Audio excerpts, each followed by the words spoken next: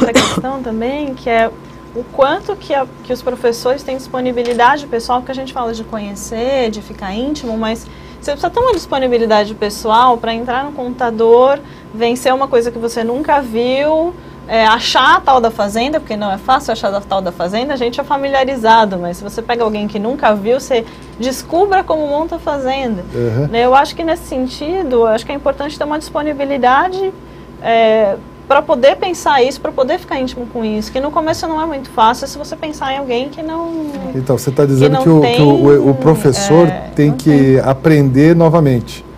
Ele tem que voltar a aprender a aprender. E para aprender, eu acho que para ele ter essa disponibilidade, ele tem um atalho perto dele, que são os jovens. Uhum. Que ele pode, assim... O termo que a gente tem usado, sabe qual que é? É mentoria reversa. Mentoria reversa, quer dizer, o aluno tem mais intimidade com a tecnologia, ele servir de mentor do educador, do professor, que ainda não tem essa intimidade. Então, mas aí a gente volta, né, porque a gente estava falando que são as relações de poder, né, então assim, eles é que me ensinam agora. Então. Né, tem uma disponibilidade, você tem que ter uma disponibilidade para entender, não, eles é que me ensinam, porque eles dominam e eu não. É toda uma questão de relação de poder mesmo, acho que tem essa questão, eu acho que o educador tem que estar disponível, porque às vezes eu vejo educadores que são muito disponíveis, né, e educadores que são totalmente fechados, não quer nem ouvir falar, né, e quer continuar mantendo a aula que se dá há 20 anos, porque faz 20 anos que... Já estudei muito tempo, faz 20 anos que eu faço assim, e não tem por que mudar, porque faz 20 anos que dá certo. Né, e agora começa a não dar. Então, mas começa a não dar agora é o grande problema. Porque assim, deu certo até agora.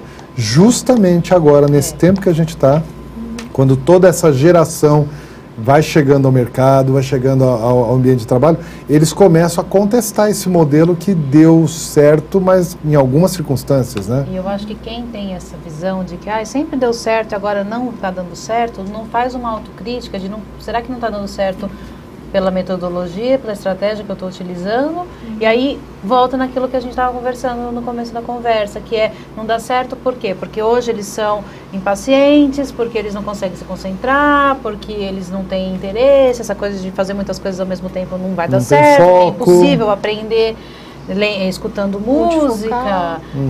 Então eu acho que aí a gente vê o uso das características, que são características... Para explicar... o fracasso de uma comodidade, ou para explicar uma não confronto da mudança.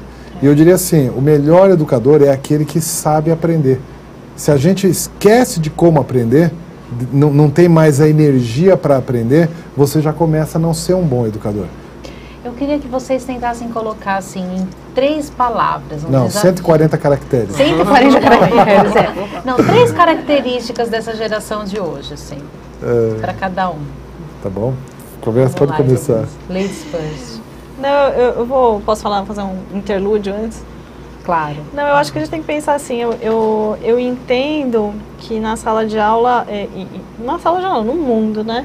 Eu acho que a gente tem que se adaptar a esses jovens, mas de alguma forma os jovens também têm que se adaptar a algumas coisas que são exigidas. Eu acho que tem que ter uma acomodação dos dois lados, né? Senão a gente fica muito num discurso assim, não, eles são super inteligentes, inovadores e multitarefas e a gente que se adeque, né? Eu acho que tem que ter essa acomodação. Então também tem coisas que eles também vão ter que se adequar, então tem regras que também tem que se adequar, não é só nós temos que aceitar isso em sala de aula, na empresa, tem que ter uma adequação. Olha, nós aceitamos isso, mas essas coisas não. Né? Eu acho que é isso.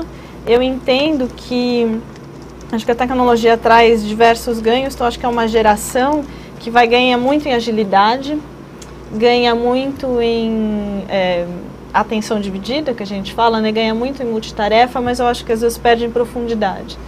Né? Eu acho que é uma dificuldade grande, assim, não, vamos pegar uma única coisa e aprofundar, porque tem temas que vão exigir multitarefas e tem temas que precisa aprofundar. E aí nos temas que precisa aprofundar, às vezes eu acho que tem, de alguns, uma certa dificuldade. Né? Eu acho que seria isso. Bom, eu colocaria, se tem uma característica que ela pode ser entendida como negativa, mas uma é a falta de foco. Até por conta de tudo isso que a gente está falando, de muitas possibilidades. Então esse jovem, às vezes, falta um pouco de foco. Agora, para focar, ele tem que fazer escolha.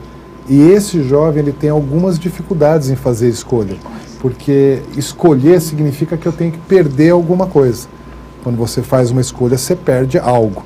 E esse jovem, desde que ele nasceu, ele é estimulado a ser o vencedor, o sucesso, o ganhador, não perder nada.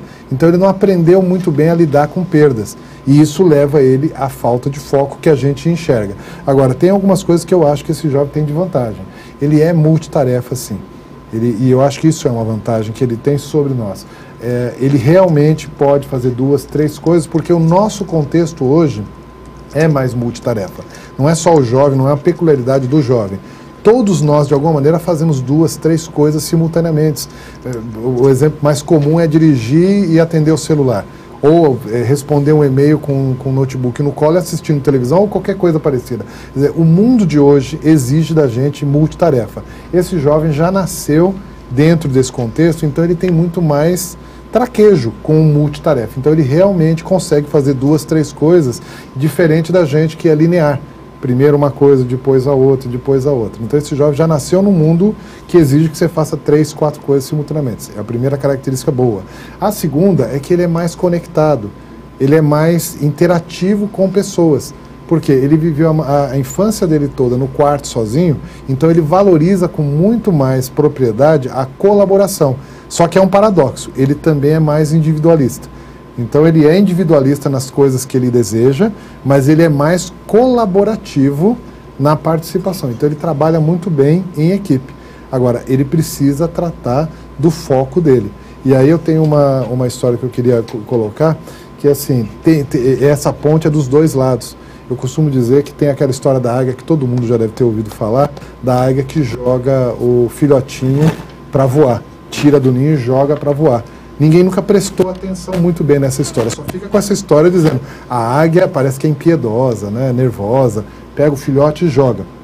Ninguém percebe que a águia pula junto, atrás do filhotinho. Segundo, ela vê se o filhotinho está voando. Terceiro, o filhotinho voando, ela leva o filhotinho aonde tem a caça, faz uma caça para o filhote ver e deixa ele começar a caçar. E depois ela não deixa ele voltar para o ninho. Isso é a natureza agindo. A gente, fazendo a abstração para a nossa vida, a gente tem feito o que com os nossos filhotinhos? A gente, primeiro, jamais joga para fora do ninho.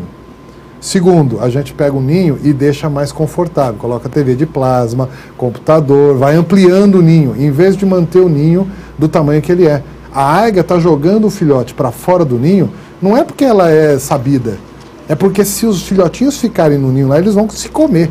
A briga, e o ninho tem um tamanho, a gente está aumentando o ninho. Então uma recomendação de um lado é, primeiro, saia do ninho, tire o ninho, a gente tem que expor essa juventude. Eles estão mais capacitados, eles tecnologicamente estão mais capacitados, então vamos dar os desafios para eles. Esse é um lado da ponte. O outro lado da ponte, ele precisa merecer esse jogar, esse sair do ninho. Então ele precisa aprender a merecer esse desafio. Eu costumo dizer que assim, os pais colocam a rodinha na bicicleta. Esse jovem tem que tirar essa rodinha. O pai não vai tirar, mas o pai pode desafiar ele a tirar a rodinha. Isso é mais educador. Então a gente tá num momento hoje que o jovem precisa de ser desafiado. Ele precisa do erro. Ele precisa cometer os erros dele para ele amadurecer, para ele crescer. Senão a gente vai continuar vendo jovens acomodados, jovens que me vêm ao mundo, tudo para mim.